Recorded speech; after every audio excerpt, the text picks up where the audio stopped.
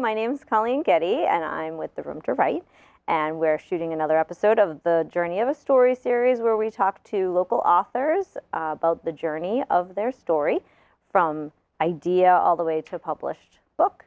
So today we're going to talk to Abigail Miles, and she's the author of The Building That Wasn't. Welcome, Abigail. Thank you. So glad to talk to you. You're one of either the only or a few of the sci-fi authors we've ever talked to, so I'm excited about that genre. So we're going to start out with just asking, how do you write? Like, do you have any habits or specific places or instruments you use in the writing process? Yes, great questions. Let's see. I have been trying to write in the mornings more often now. I've tried out lots of different things in the course of my life as a writer. Lots of different times of day, lots of different places of sitting, lots of different patterns. So I will mostly speak to my current writing habits because that's what's working right now. But I have switched it up a lot. I think that having some variety in those habits for me is beneficial, and not falling into a rut of being in the exact same position all the time. Right. So I have been writing mostly in the mornings, usually before I start my other work, usually 30 minutes to an hour worth of writing. I'm not a huge fan of the writing sprints. I feel like I need to be in the writing long enough to settle into my story and my writing a bit. So what's a writing sprint? Sorry. Writing sprints are like when people will set a timer for 5 minutes to just write something really fast and get it on the page just so that they can get, which I think there is some benefit to it. It's just never worked for me. Okay. I'm the same with reading though. I can't read like a single page of a book. I can't get back into the book. I have to read at least a decent chunk of it. So I also feel like I need to write at least a decent chunk to feel okay with what I'm working on. Right. I have been mostly writing at my desk. I work from home, so I also write from home a lot of the time. But I've been having a lot of productive days actually in outside spaces. So I've been going to coffee shops quite a bit to write recently, and libraries that have nice working areas. I've been kind of hiding away in those just as a nice way to escape my normal environment and go somewhere new, and I just think that both of those, like coffee shops and libraries, are built very well for working and getting into a rhythm and a zone. So I've been enjoying that quite a bit. I like that. I just want to point out, like a lot of times people are like, oh, I have this one particular place that I go, and I like the idea that it doesn't have to. You don't have to feel like there's this, specific thing you have to do. That sometimes maybe bouncing around a little actually helps with the creative process. Yeah, for me at least. Because you're not obviously in silence when you're at a coffee shop, right? Yeah. Are you in the library, or is there like one that you prefer over the other? That's true. It is different. But so this might have been another question on your mind, but I do tend to listen to music when I write anyway. Oh, so wow. I'm not very, I don't sit in silent environments regardless when I'm writing. I kind of like the noise aspect of it. I think in a certain way it can function as, it's not white noise, but like in the same way of like a level of low noise to kind of block out the rest of the world helps me to focus in on what I'm writing. Whereas if it's too quiet without anything at all, no music, no people's noises around me, I get caught up in my own thoughts too much. But I don't know, something about having a little bit of sound helps me to actually block out my personal thoughts and like narrow in on the book's writing instead. Right. And are you listening to like music with words? Yeah. Or is it like, because I find like if I put like words. a soundtrack on that's just instruments, but if I will listen to the actual words if I'm listening to words. I've heard that from a lot of people that they can't listen to music with words, but I don't know. I think it works perfectly fine. I think I listen to music so much when I'm working anyway that it's just become a part of my rhythms and habits where I don't even register the words anymore. Right. Yeah. That's awesome. And like the sprinting thing, I think that's so interesting. Like, because when you said you write for like 30 minutes to maybe an hour, I was thinking that was a sprint. Because I mean, for at least this project, it's a novel. So sometimes I feel like you have to be rereading it to get back into. Yeah. How does that work for you in terms of like, do you spend any amount of that time rereading, or are you just counting that time as your pure writing? Usually I'll write for I like writing in, also I think in terms of words. So about 1,000 words in a session is pretty good for me. I feel like that's a good amount of words to have written. So usually I'll try to write until I get to a good stopping place with that, and then I'll go back and like read through what I had just written. I don't tend to do more than that. So usually I will do my 1,000, maybe 2,000 words if I'm having a really good day. Yeah, that's great. And just like write it straight out and then go back and read back through exactly what I just read, and then that's it. I don't let myself kind of over dwell on it or go back over and over it again, or like start and stop, write for 5 minutes and go back and read what I wrote or anything like that. So I would write for that 30 minutes to an hour straight through and then go back and read through it once, and then that's usually it. And let it lie. Okay. And then and you're doing it consistently enough that you don't have to like remember where you are in your story. Yeah, that's the idea at least. It hasn't always worked out that way. Okay. And so where did this story come from? Any one particular like aha, or did this just sort of particular book, The Building That Wasn't, my first book, came from a dream, which is perhaps a bit of a cliche way to get story ideas, but it's the actual literal inspiration for it. I don't have another answer. This was like 7 years ago when I had this dream. That was just an incredibly vivid and specific dream that it read like a movie in my mind. Like I woke up and could remember more of it than my normal dreams, and was very interested in it, and was very interested in aspects of the dream, as is true of most dreams, but aspects of the dream that could not have been true in real life, but I really liked the way my subconscious had written them into the dream. Yeah. So I basically wrote down everything I could remember and then decided to try and write it into existence was my catalyst. So it then actually became a bit of a project that was both how do I write out the dream, but also like a learning process for me, because it was the first book I'd ever tried to draft even. So it was a learning process for me. How do I write a book? How do I shape a story? How do I, like, what is my voice as a writer? What do I want to be as a writer? So this was a very instructional book writing experience for me, which is why it took like 6 years instead of, less. Right. Just so you know, a lot of books take about that or more. Yes. But one thing I just want to ask, so did you know it was going to be a book, or did you think maybe this was just like a short story, or, what's your sort of writing? Is this the first actual project you're like, oh my God, I got to write this and it's going to be a book, or have you written anything before this that you can talk about?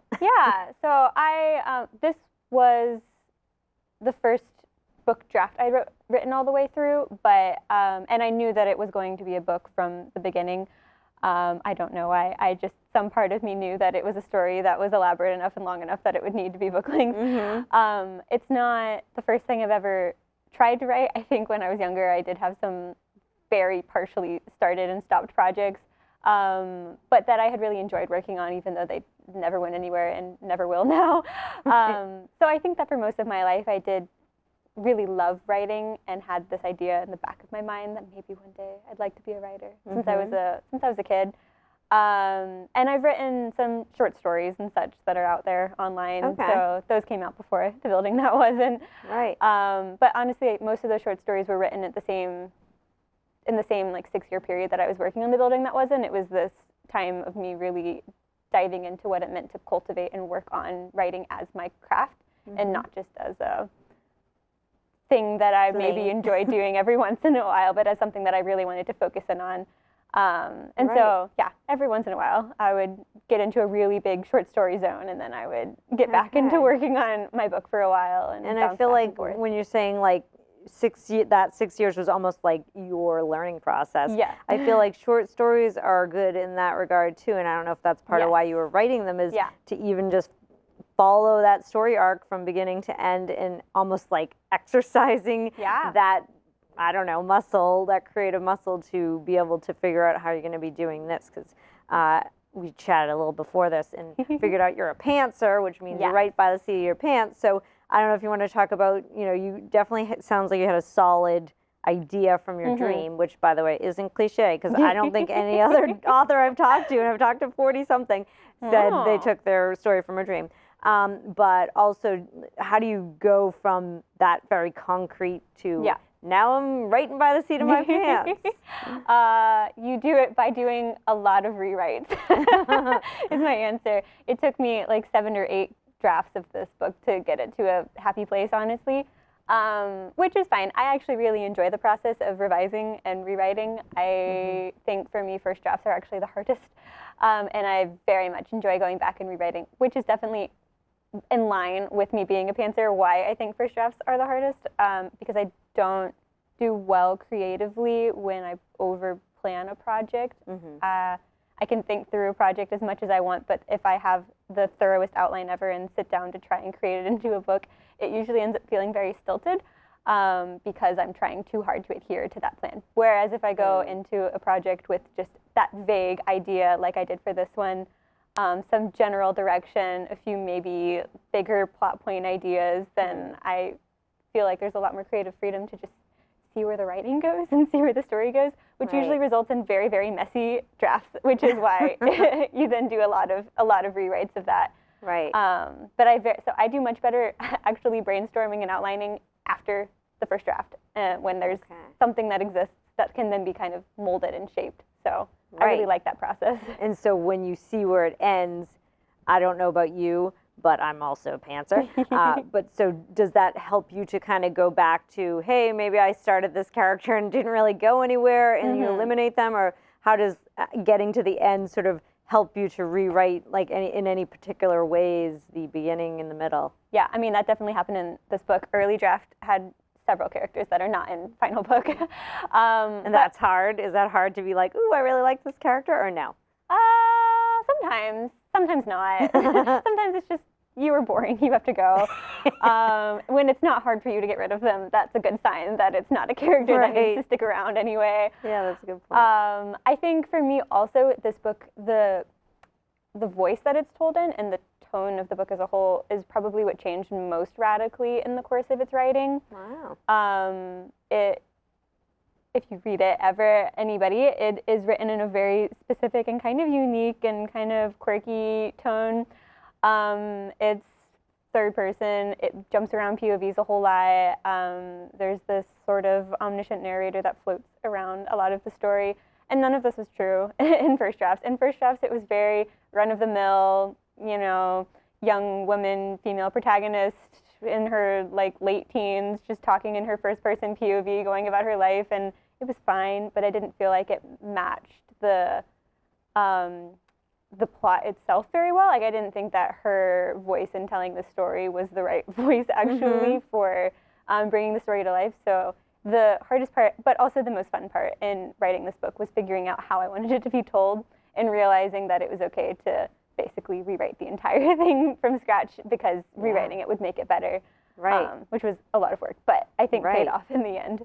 And when did you figure out, did it basically take you that whole journey of that writing to figure out, ooh, this is the voice? Like, how did the voice change, and how did you decide to do that? I mean, because that's the point of view. That whole category is even just an interesting thing to talk about. Yes. I don't know if you want to elaborate. I think, it was in draft 3. I can remember this. I can remember the major changes that happened in each of my 8 drafts that it took to write this book, and the voice change happened between draft 2 and draft 3. Okay. And was largely a result. It was a two-part thing. One of some of the books I had been reading at that point in time I loved the way they were written. And my book hadn't the same kind of voice. It's a different style, but I was really, really drawn to this certain, aesthetic from a few authors at the time.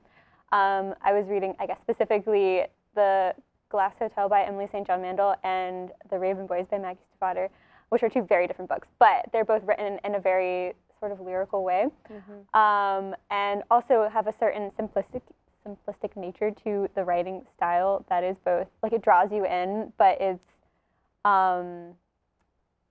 walking that line between poetic and straightforward. Right. I don't know how to explain it very well, but I just went, this book, or these books that I was reading at the time, are so well crafted and really just help this story to shine and their characters to shine. And I went, I am not doing that in my book right now. How can I pivot wildly to the right or whatever to try and So is capture this, some of sorry this. to interrupt you, but so Yeah. is this, are you, I don't know if you're getting at the difference between showing versus telling. I mean, is it that, or is it like letting the white space do work, or what is like?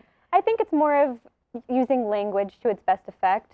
I don't know Yeah. how to explain it very well. Right. Just using style to its best capability. So how did that have to change in your book? Like how were you able to change that tone or that voice to match that sort of? So honestly, I think the early aesthetic? drafts didn't have a style. Early, it was like the most bland and like Okay. get the words down on the page to show what the characters are doing kind of style. So it was really leaning more into how do I make this sound interesting? How do I capture readers' attention better with the actual words on the page and not just what's happening to the characters? Okay. Is kind of the direction I started to lean in. And I listened to a few really interesting creative writing lectures at the time also that were talking about very similar ideas. So I think it was a combination of the books I was reading and having really instructional teachings at the time that helped me to see, oh, I am writing a book that is fine, but it's not going to stand out. I guess it's not going to be anything different from anything. It was, like I said, a very mundanely written book at the beginning, and so I spent a lot of time and care trying to craft what I wanted this book to represent, I guess, and what I wanted it to sound like, and what I wanted the overall aesthetic, I guess, of the story as a whole to be going through it. Do you remember the whatever the lectures or whatever that sort of impacted your style change, or so they for were, other viewers that might be at the same problem? I don't know if they're actually still available. It's weirdly purchased through Etsy. Oh, okay. Interesting. Yeah, I didn't realize you could purchase similar things through Etsy, but I was in a writing group at the time, and they had recommended this particular series of, it was a series of different ones that were actually by Maggie Stiefvater, who is the writer of one of the books I mentioned previously. And so she just kind of goes through a lot of different aspects of the writing process. And I do think that they were taken down, which is unfortunate. But you might be able to find on YouTube or whatnot some clips from them. Generally speaking, I think she's a really interesting teacher on writing topics. Yeah. Well, and it sounds like maybe just even your general advice is if you like a book and you want to sort of, look up that author, they may have writing instruction videos or something. Yeah. I think that's a great line of thought in general. I'm also just a big fan of always, diving in to learn more about whatever it is you're interested in. For me, it happens to be writing. So watching those videos, reading books on writing, taking classes, I think that there's a lot to be said from learning from people who have gone before us or who have really put in that effort as well to master their craft and reaping the benefits from their many years of experience. Yeah. And are there any others that stand out to you in terms of like books or anything that in your writing journey that would be helpful to other writers that are starting out or sort of stalled out? Sure. Let's see. In terms of books, I really enjoy, it's more like a classic, I guess, in writing circles, but Bird by Bird by Anne Lamott it's a good one. One that I used, or that I thought was very helpful in thinking in terms of plotting structure is Save the Cat Writes a Novel. That's I've heard of that just recently at a retreat I went to. Yeah, it's very good. I think it can work different for different people. Some people can take it in a very literal sense. This is how I will plot out my book point by point. For me, I used it in retrospect mainly, like after, again, I had a draft that was written applying sort of the plot dynamics from this book back into what I had already written to help me kind of see where my weaker points in my story structure were. It was really helpful for me in strengthening it in that. So that one was really good. There's a book called Craft in the Real World that I think is also really good. That one kind of takes writing craft principles and applies them to like social structures and things from like modern day and kind of breaks down different craft ideologies from, I don't know, writing ideology and says like how applicable is this actually and maybe how do we modify this to XYZ scenarios. I don't know. It's a very good book. Okay. Yeah, no, that's great. I mean, because that's part of the point of this show too, is not only to find out about individual authors, but to hopefully get some resources and help for people that are trying to write at home. And also I feel like I'm pulling inspiration from what you're talking about in terms of when people sort of, I won't say freak out, but freeze or whatever about the draft, even just getting that first draft down? Because Yes. I also enjoy the revision process. It feels like you have everything, you just have to play around now. Yeah. And that can seem daunting when you're just writing your draft, but it's like, get that draft done, and then it sounds like, as you're saying, then you can just worry about everything later. Yes. So it's not permanent. Yeah, in any exactly. way. I think that's the beauty of writing, is that it isn't permanent. Well, until it's like actually published in physical book form, and then it is. But for however long you want it to be non-permanent, it is, and it remains malleable, and you can shape it and change it and do whatever you want to it. Literally, you can change every single thing, and nobody will know but you. They don't know until you tell them. Yes, exactly. So get into your genre there, sci-fi. Now, sci-fi I feel like can be an intimidating genre because you hear about world building and all of this other stuff. Did you get into that, or is this sort of, where on the spectrum of sci-fi, and how do you keep yourself from going too far into that like other world, or is it just, is there a balance, or how do you do that? So my book is interesting because it, I guess technically takes place just on the real world, but it is mostly self-contained within a single building.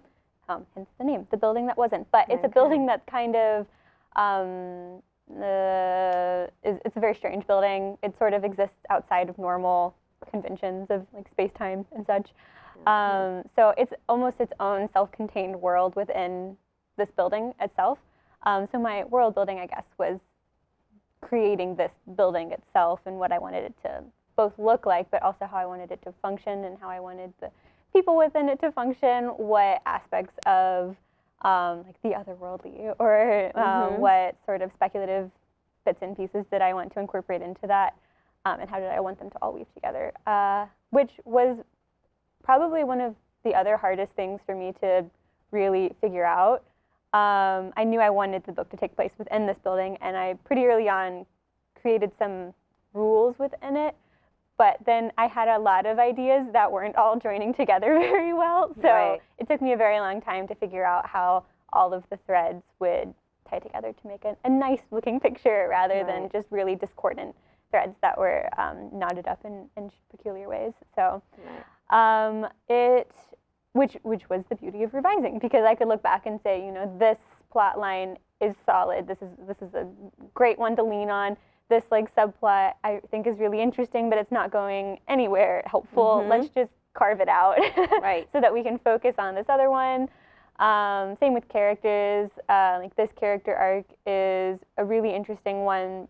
I think that we could strengthen it by like turning them to be more aligned with this other character or whatever.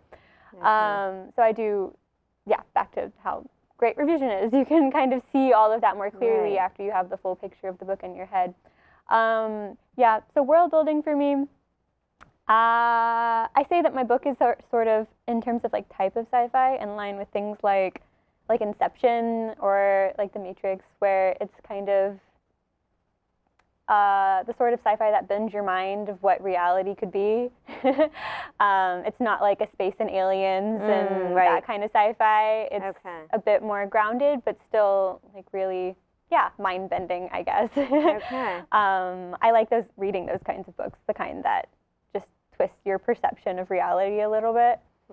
And when you're talking about like plot lines, I just was wondering if you have an opinion in terms of, sometimes like characters, it almost feels like too much is happening in a book. So any advice or thoughts on like, okay, you really should have this many like major plot lines, or even just one, or what's sort of even just like an idea of how people should eliminate plot lines, or how many you should have max?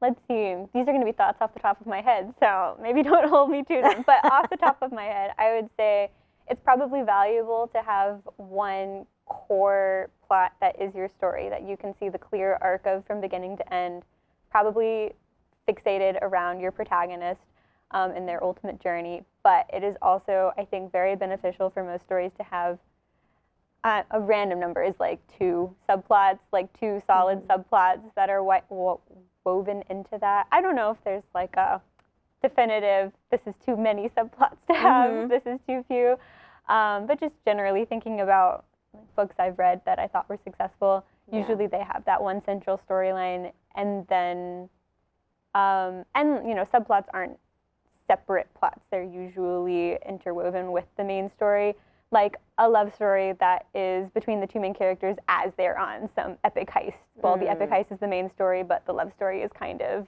right underneath it. It's not like they're doing two completely different things. They're kind of aligning hand in hand, just with different moments of like peaks and falls in that. So I think, every story benefits from having multiple layers to it, but being able to focus in on what your main layer is, I think, is a valuable aspect of writing. Right. It could be the challenge of revision, right? Yes. So you got your story together. You want to talk anything about tying up all, being a pantser, and then saying, okay, now I have to end this coherently, and then what happened after you got your sort of first solid, revised end product? Yeah. Let's see. I'm even trying to think back. So I jumped on and off of this project for a lot of years. So I would usually spend about 6 months working really intensely on it, and then spend some time away from it, either because life got busy, or because I decided to work on something else, or because I got sick of working on it for so much in a row. But it was probably about 3 years ago now that I decided I ended up having some free time in my life, in my schedule, so I decided to really just narrow in on it. And I think to start off, I just read through the entirety of the most recent draft I had read, and made a list of all the problems in it. Like, these are all the things that are really not working right now. But I also made a list of all the things that I really liked about it, so that I could then, have a better perspective of, this is what is shining in this book. How can I make it shine better? Right. Yeah. And these are the things that are really dragging it down. What can I do to maybe pull that away? And yes, I think it's like a quote, a writing quote, the idea of kill your darlings, which is like, you have to be willing to get rid of lines and chapters and pieces of your writing that you perhaps love because you wrote them very well, but they're not serving the overall project very well. So that's, I think, something that I had to invest in time in, was getting rid of things that I did think were written well, but I didn't think were serving the story as a whole very well. Right. Anyway, so I ended up with a draft that I was relatively happy with. And so I published this traditionally, but through a smaller press that didn't require an agent, so I got to do it unagented, which was ideal for me in that particular moment of life. And what's the publisher? So they're called Camcat Books. Okay. And how did you find them and decide that they're the ones you're going to try, or were they one of many that you were trying to?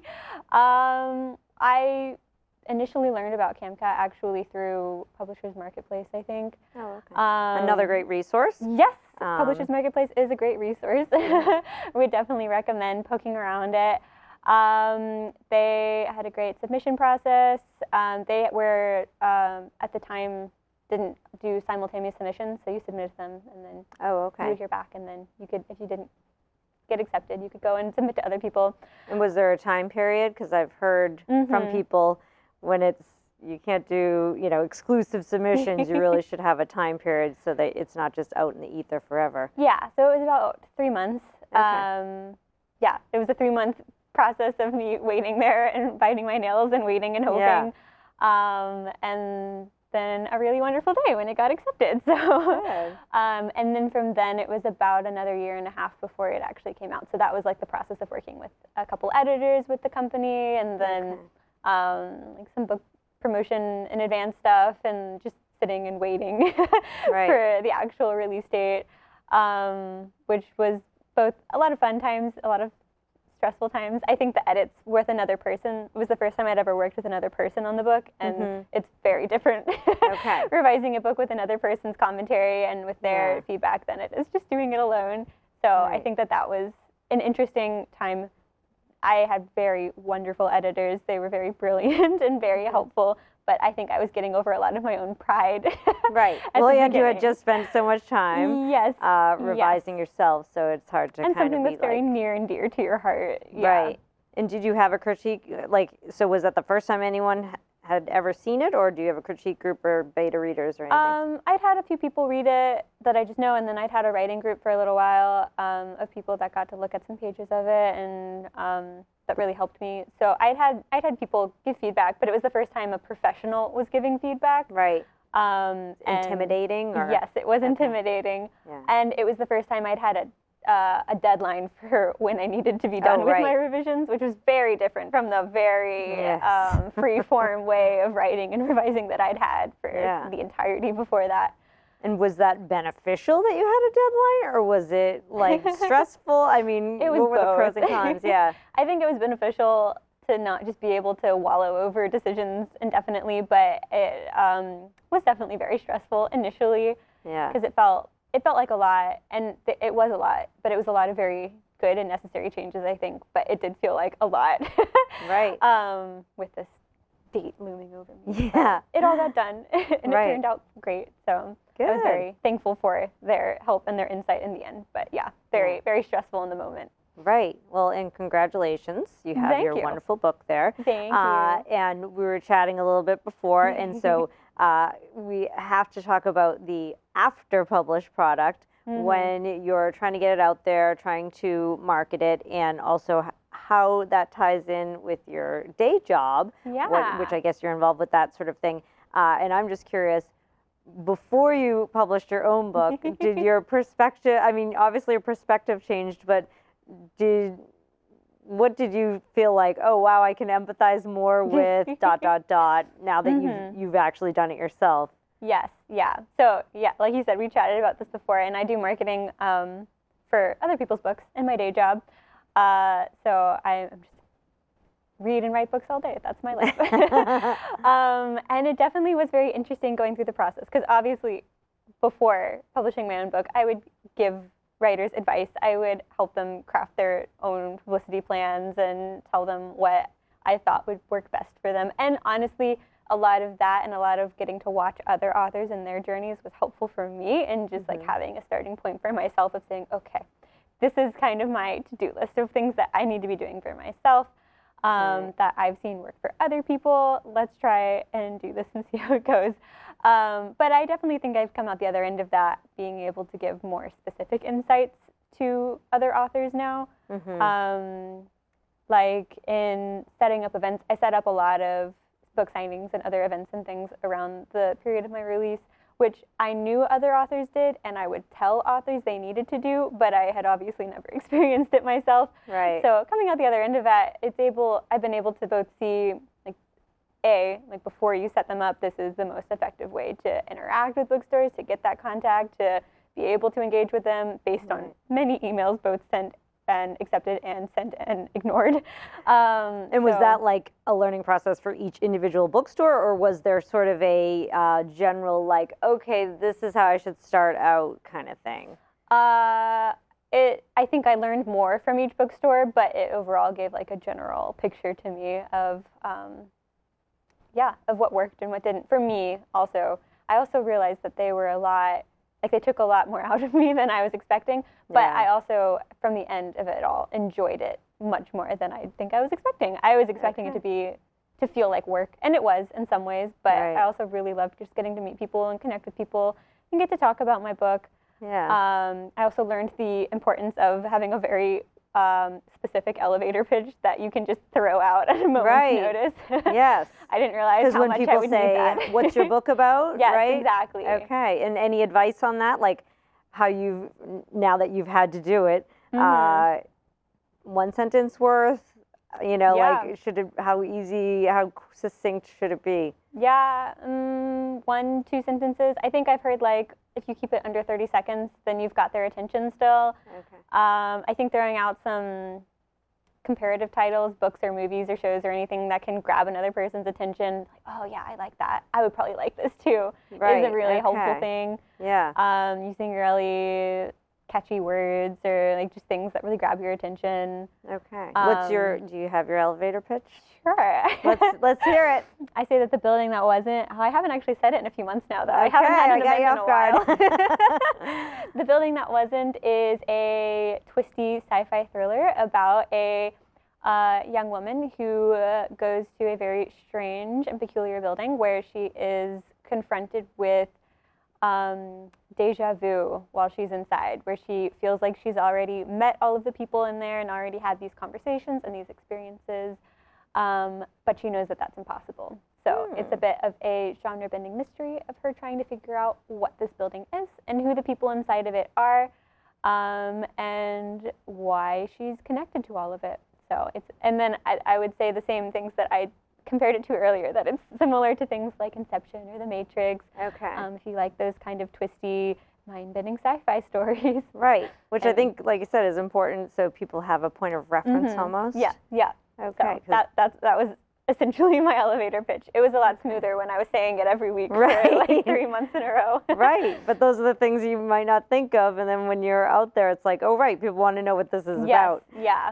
So it's something to have on your agenda before you do an event. Exactly. Okay.